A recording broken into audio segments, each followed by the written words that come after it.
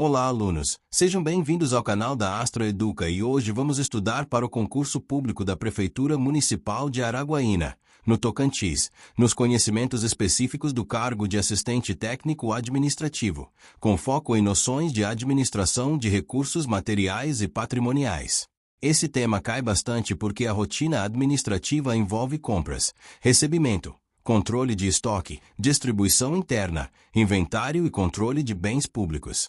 E no setor público isso tem um peso maior, porque materiais e patrimônio são recursos coletivos e precisam de controle, transparência e rastreabilidade. A administração de recursos materiais é o conjunto de atividades que garante que a organização tenha os materiais certos, na quantidade certa, no momento certo, com qualidade adequada e custo controlado. Isso envolve suprimentos, estoques, armazenagem, movimentação e distribuição.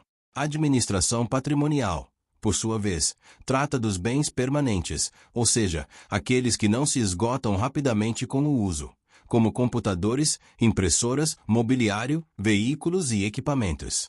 Materiais de consumo, como papel, toner e produtos de limpeza, são tratados em estoques de almoxarifado.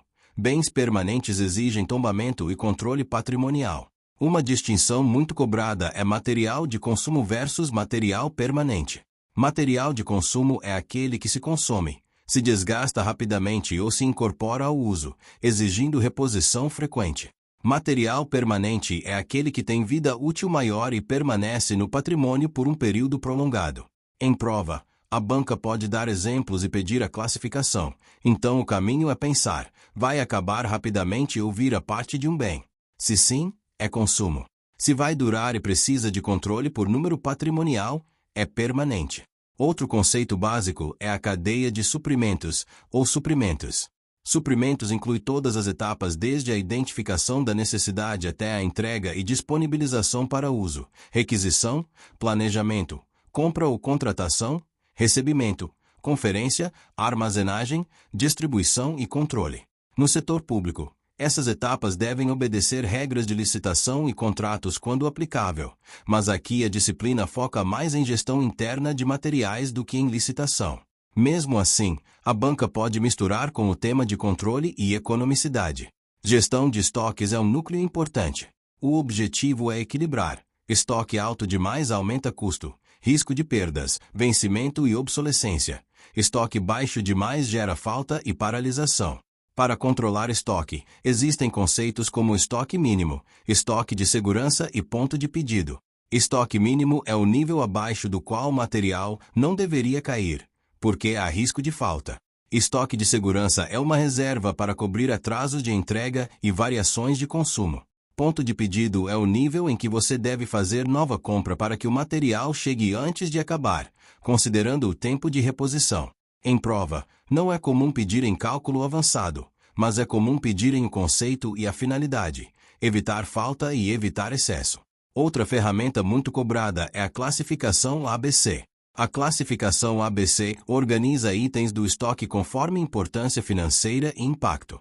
Itens representam pequena quantidade de itens que correspondem a grande parte do valor do estoque, exigem controle rigoroso, inventários mais frequentes e atenção. Itens B têm importância intermediária. Itens C são muitos itens de baixo valor unitário e baixo impacto financeiro, podem ter controle mais simples. A lógica da ABC é priorizar esforço de controle onde o risco e o impacto são maiores. Armazenagem e almoxarifado são o conjunto de práticas para guardar materiais com organização e segurança. A armazenagem correta envolve endereçamento, ou seja, cada item ter um local definido. Identificação por etiquetas, condições físicas adequadas, como ventilação, temperatura e proteção contra umidade, e organização por tipo, peso e rotatividade. Materiais pesados devem ficar em locais que não gerem risco de queda. Materiais com validade precisam ser organizados por data para consumo antes do vencimento. Uma regra típica é o sistema PEPS, primeiro que entra, primeiro que sai, também conhecido como FIFO, para evitar vencimentos e perdas, especialmente em materiais perecíveis ou com data de validade. A armazenagem também envolve controle de entrada e saída. Recebimento exige conferência, comparar o que foi entregue com o que foi pedido, verificar quantidade, especificação, integridade, quando necessário, funcionamento. Em ambiente público, o recebimento geralmente gera documento de entrada, registro em sistema, em alguns casos, atesto para pagamento. Sem conferência, há risco de pagar por material errado ou incompleto. A banca pode cobrar justamente isso. Recebimento precisa de conferência e registro. Movimentação de materiais é o fluxo físico dos itens. Envolve transporte interno, distribuição para setores e devolução quando houver. Um ponto importante é rastreabilidade. Saber para qual setor foi o material, em que data, em que quantidade e com qual responsável. Isso evita desperdício, desvio e falta de controle. Movimentação também envolve ergonomia e segurança do trabalho. Levantar peso de forma correta, usar carrinhos, evitar empilhamento errado, manter corredores livres e reduzir risco de acidentes. A banca pode cobrar segurança na armazenagem como parte de organização e de proteção do patrimônio.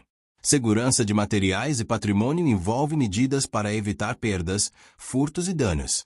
Para materiais de consumo, controle de acesso ao almoxarifado, registro de retirada e inventário periódico ajudam a reduzir desvios. Para bens patrimoniais, controle é mais formal. Tombamento, identificação com plaqueta, termo de responsabilidade e registro de movimentação. Tombamento é o registro do bem no patrimônio, atribuindo número patrimonial e vinculando o bem à instituição e a um setor. Termo de responsabilidade é o documento que atribui a guarda do bem a um servidor ou setor. Isso é muito cobrado em prova. Patrimônio público precisa ter responsável e registro de movimentação. A gestão patrimonial envolve também inventário. Inventário é a conferência física dos bens com os registros contábeis e patrimoniais. Ele serve para verificar se os bens existem, onde estão, em que estado estão e se há necessidade de manutenção ou baixa. Inventários podem ser anuais ou periódicos conforme norma. Um erro comum é não registrar mudança de local. Se um computador é transferido de um setor para outro sem registro, no inventário ele some e vira problema de controle. Por isso, movimentação patrimonial deve ser registrada formalmente. Outro conceito importante é manutenção e vida útil. Bens permanentes precisam de manutenção preventiva para durar mais e reduzir custos. Manutenção corretiva ocorre quando o bem quebra. A gestão eficiente busca reduzir corretiva por meio de preventiva, quando possível, porque é mais barata e evita a interrupção de serviço. Em alguns casos, a organização também decide por substituição quando o custo de manutenção supera o benefício, mas isso exige análise e regras de baixa. Baixa patrimonial é o procedimento de retirada do bem do patrimônio, quando o bem se torna inservível, obsoleto, perdido, danificado sem possibilidade de recuperação ou quando é alienado conforme regras.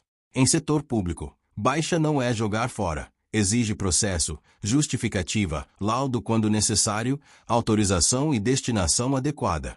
Pode haver doação, leilão, descarte ambientalmente correto ou outra forma prevista.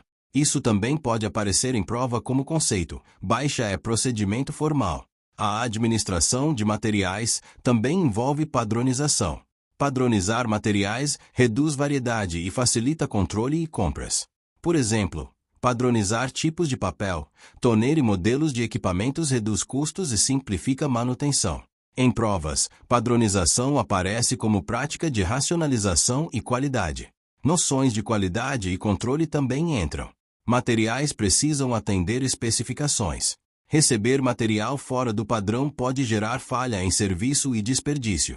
Por isso, especificação correta e conferência no recebimento são fundamentais. Em ambiente administrativo, isso se conecta à qualidade do serviço.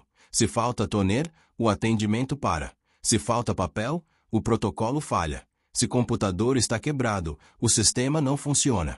Ou seja, gestão de materiais não é só guardar caixa, é garantir continuidade do serviço público. No setor público, existe ainda a ligação com economicidade e transparência. Economicidade é usar recursos de forma racional, comprando o necessário e evitando desperdício. Transparência é registrar tudo e permitir controle. Controle interno depende de documentos, requisições, notas de recebimento, registro de saída, inventários e termos. A banca pode cobrar que a ausência de registro é falha de controle e aumenta risco de desvio e responsabilização. Para fechar, monte um mapa simples do processo. Primeiro, a necessidade é identificada e formalizada por requisição. Depois, ocorre compra ou contratação conforme regras. Em seguida, o material é recebido e conferido. Depois, é armazenado corretamente com identificação e endereçamento. Depois, é distribuído mediante registro de saída. E, periodicamente, há inventário e análise de consumo para ajustar compras e evitar falta ou excesso. Para patrimônio, o fluxo é aquisição, tombamento, termo de responsabilidade, controle de movimentação, manutenção e inventário, e baixa quando necessário, sempre com processo. Se você dominar esses conceitos e essa lógica, você acerta praticamente todas as questões desse tema, porque a banca costuma trabalhar com definições, diferenças e procedimentos corretos, consumo versus permanente, controle de estoque, ABC, ponto de pedido, PEPs, tombamento, inventário, termo de responsabilidade, segurança e rastreabilidade.